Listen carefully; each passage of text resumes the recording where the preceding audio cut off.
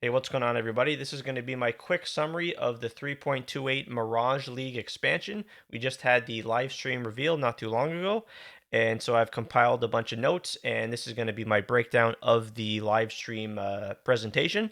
So to start off with the Mirage League mechanic, you're going to, upon entering your maps, you're going to find these djinns that have been held, I guess, as hostage, and you're going to save them. And then upon saving them, you're going to encounter an NPC called Varashta.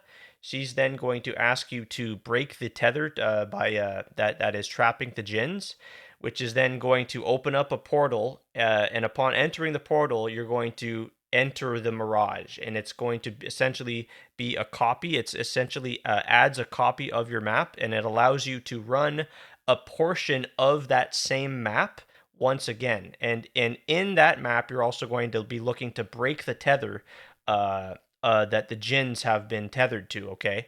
And so before you start the Mirage, though, before you enter there, you'll be given a option here, one of three options to make a wish. And there's three wish types. Okay, there's fire, there's sand, and there's water. And these pretty much coincide with the Varashta Ascendancy from PoE 2, if you're familiar with the fire, sand, and water djinns. And so, and then monsters within that Mirage area there, they have a rare chance of dropping a coin depending on the type that you select.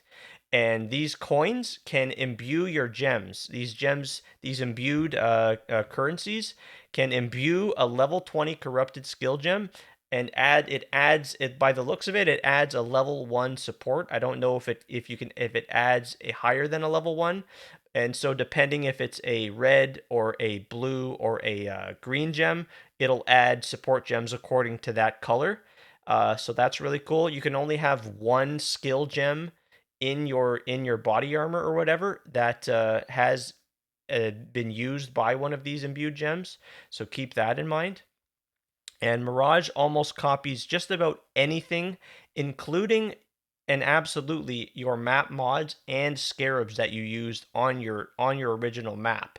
So let's just use strong boxes for example, right? You're using all the strong box scarabs. You'll run your map, and then you're going to right encounter your NPC Varashta. She's going to open the portal to the Mirage, in which then you'll run it again, and it'll be a portion. It won't be the same full amount, full map that you had originally. It'll be a portion of it, and it might not be the exact same map. When it comes to like your strong boxes, you might not have the exact same amount of strong boxes or the same types of strong boxes. It can be different, and they can also be empowered. The Mirage copy of your map can be empowered and kind of influence sort of different scenarios and outcomes depending if it's like um, ultimatum, strong boxes, you name it. There's also new sinestral and dextral catalysts if you happen to be doing ultimatum in there that can influence your prefixes and suffixes. There's what is called a thermaturgic hourglass that can replace the thaumaturgic ore in your original maps to then allow you to get a lot more of the thaumaturgic dust for your shipments. Not only that, but also blight. Blight. This is a really big one here. The blights inside of your Mirage copy of your map. One of the lanes of the blight will be replaced by new enemies, and these new enemies can drop a new belt base type. And get this belt base type, you can anoint it with oils just like you would with your amulets, right? That was a big bomb that they dropped there. So a belt that you can anoint. How crazy is that? Like just wow, that's a big one right there for me. Okay, so moving on, that's pretty much wraps up with the Mirage League in uh, in summary. We have new uniques, and there's a new currency item called the Coin of Restoration. This can be used. I think it might only be able to be used on the new uniques, the thematic uniques of the league, and these are used to restore a unique to a different like version, to a whole new version, which is really cool. We also have a new pinnacle boss, Suresh the Weeping Black, and he also has new uniques. We have new skill gems, which I wasn't really expecting new skill gems, but this is really cool. We've got a bunch of new holy skill gems. starting off with Holy Hammer. This is a new slam skill, and this looks to maybe potentially be taking the place of Earth Shatter. I did take a peek at the patch notes. Earth Shatter did get a slight nerf, so we'll have to see. But Holy Hammer looks to be pretty sick. We've also seen a rework to Sweep.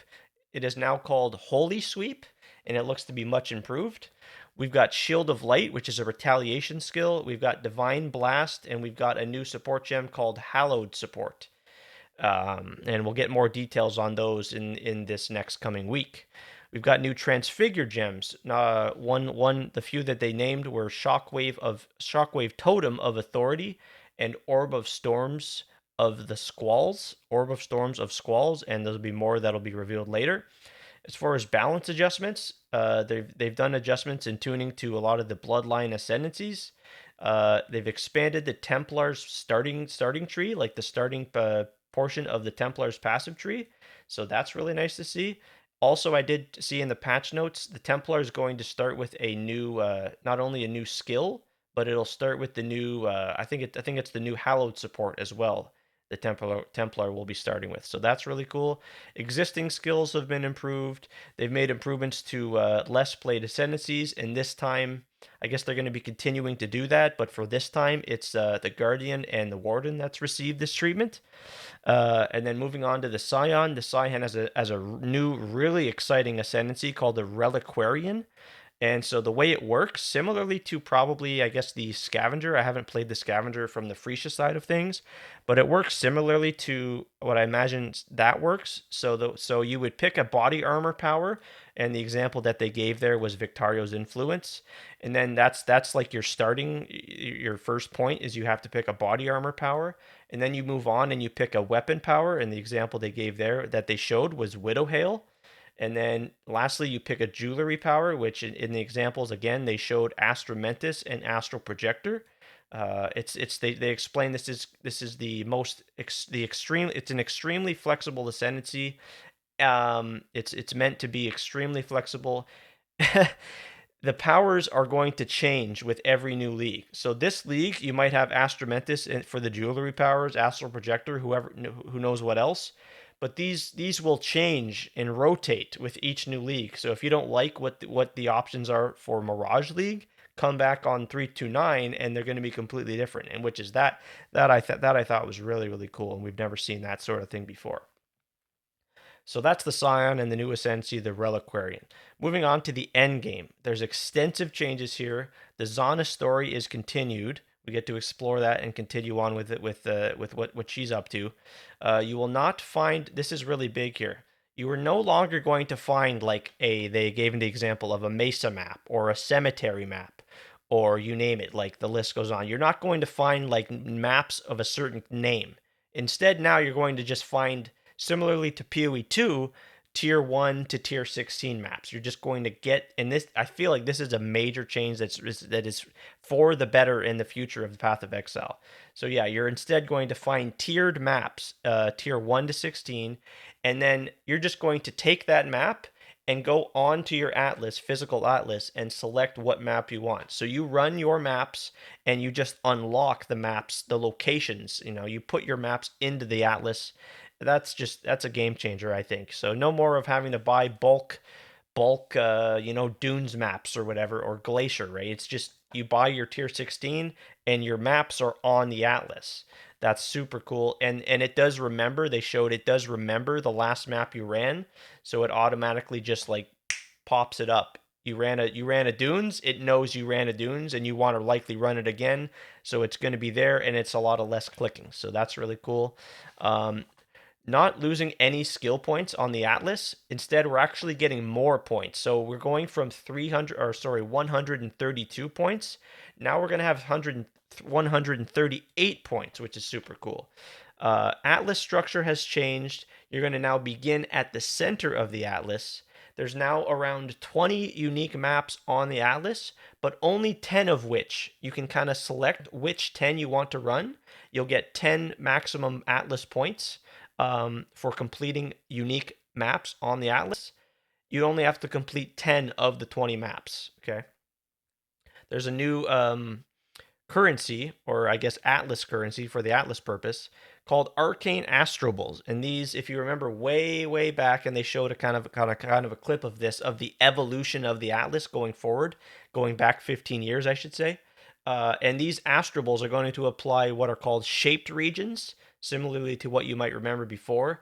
And the examples they gave are like Abyss, like if you can apply an Astrobal that applies Abyss to a certain area of the atlas, and there's also sanctions and sections to the atlas. It's broken into four sort of sections, um, and so it'll apply to a certain area. And as you run those maps, it's going to slowly shrink down. Right, you're going to shrink down that shaped influence, and as you do, the remaining maps that are influenced are going to have are they're going to become more juiced, and they're going to have more mods to enjoy on your maps. And so yeah, completing the shaped regions gains access to the memory vault. So with what is his name? I can't remember the NPC, but yeah, upon completing enough shaped regions, he'll grant you access to a certain memory vault, and that memory vault is dependent on the sort of regions that you ran, and you can target certain rewards like currency rewards, gems, uniques, etc. They've streamlined the end game. They've removed cartography chisels and map device crafts, and they've compensated this in other places. There's now bonuses on your void stones, and there's a new void stone called the originator void stone. T17s, this is another major one here. T17s have been effectively removed, and they're now called nightmare maps. Which of there are five, and each award one Atlas point. Bosses in those maps have been kept as a gateway to Uber bosses. So the whole idea of T17s is still there to gain those fragments for Uber bosses, is my understanding, but they've been removed. Like just tier 17s are not a thing. They're just called nightmare maps now, and you go back to your regular maps. And the tier 16.5 map mods and the 17 map mods that we had have also been removed and replaced. For example, the deal no damage for 3 seconds and the damage reduction, the reduced action speed. And I imagine the list goes on for a few more. I haven't looked at all the patch notes just yet. I wanted to get this summary video out to you guys real quick. The pedals as well in the 16.5 originator maps have been removed, and they're available in memory threads now. We've got new scarabs, and they gave a couple examples. There's a new Kalguran scarab, or what was it? A expedition scarab, a new beyond scarab, and the list goes on. There's probably a list of them in the patch notes. They've improved many weaker Atlas tree passives. Shipping, King's March shipping, ore and crop rewards have been swapped. There's a new port as well you can send shipments to, and you can now also favor resources for more rewards, and they can be re-rolled. You can also target tattoos because of this, and there's also new rune graphs. Exceptional supports are a brand new sort of gem, support gem. They're improved and even stronger. This means awakened gems are gone now. They're no longer in the game. There's over 40 new support gems, exceptional supports. The examples they showed were Hex Toad support from King in the Mist. We've got Void Storm support from Uber Elder, and Frost Mage support from Incarnation of Neglect. And there's more to be teased before the launch. The Keepers of the Flame is going core. Walls have been fixed, I guess you might say, to some extent. So now the way it works is, well, the walls will be destroyed upon taking any damage, and they've reduced the size. The hives and the walls are just much smaller now. There's breach scarabs and atlas support once again. The tree is already fully grown. You no longer need to progress it. You just need to get the points. You just need to get the points from doing the quests or whatever. But it's already fully grown, and it's not as strong as before. They did mention that in the quest Q&A section of the presentation. Graphs are gone, and they're now moved to exceptional supports. We've got Hiveborn support as an example, Foul Grash support. I don't know if they didn't mention Vol Breach, if Vol Breach is going to make a comeback or if that's just DIA. Uh, I don't know about that. And new Breach narrative, it seems like we've got a continuation of the Breach story. Some quality of life stuff that you may have seen already before the live stream. You can now favorite your trades in the currency trades with Faustus, so you don't have to like scroll to the bottom and all that. You can use your stash. You can open your stash and have the currency market open at the same time for easy kind of a back and forth. You can now the div card change is really big. So upon like handing in a divination card, it's going to automatically just snap and give you the reward. You don't have to click, you don't have to make it, so it's just saving yourself a lot of clicks. Uh, Sell tab descriptions. Yeah, so when you sell stuff and you can actually see like the item itself. You used to have to go to the trade site and go into your history, but now you can just see that right there from your sell tab, your merchant tab. You can have that information. And there's been a lot of campaign improvements, and they've what they've called landmark rooms. So there's a lot of like secret rooms to discover that'll provide you with certain rewards. The one example they gave was a certain like Karui hideout of sorts that will reward you with certain tattoos. What else? And then the Q&A summary here, they talked about ground loot. Mark pretty much word for word said, if people don't think it's good enough, we will fix it. He's always good with addressing the feedback from the community, right? He said things like, can make it better mid league. If it sucks, then it sucks. Effectively doubling all of the currency is what they've done this league. Ancient and fracturing orbs was something that they announced as well in the Q&A. These are now added to the core drop pool. Harbingers are now removed from the core game as a result. They've doubled the more important currencies. So you're not just going to see, increased amount of transmutes and augments. They've actually doubled the more important stuff, the stuff we want. He said keep providing feedback.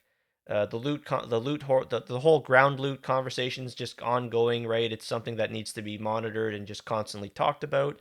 They need to reinstate, he explained, the spike moments, as he put it. Like they were talking about the sort of like loot problem with that was sort of introduced in the Nemesis League. So they need to kind of bring back those spike moments, is how he worded it. And they talked about how they can make rares better on that same topic. Rare item tiers may be similar to PoE 2, maybe being a thing. And yes, they've adjusted the Genesis tree. That has been confirmed. Um, Difficulty scaling they discussed. It's never going to be perfect. It's hard to fine tune. Constantly being looked at. And that just about wraps up the summary. Obviously, I haven't looked at the patch notes, but that pretty much summarizes the presentation for today. Make sure to leave me a comment down below and leave this video a like. Let me know how I did summarizing this presentation, and make sure to subscribe for more Path of Exile content. I'll see you guys on the next one.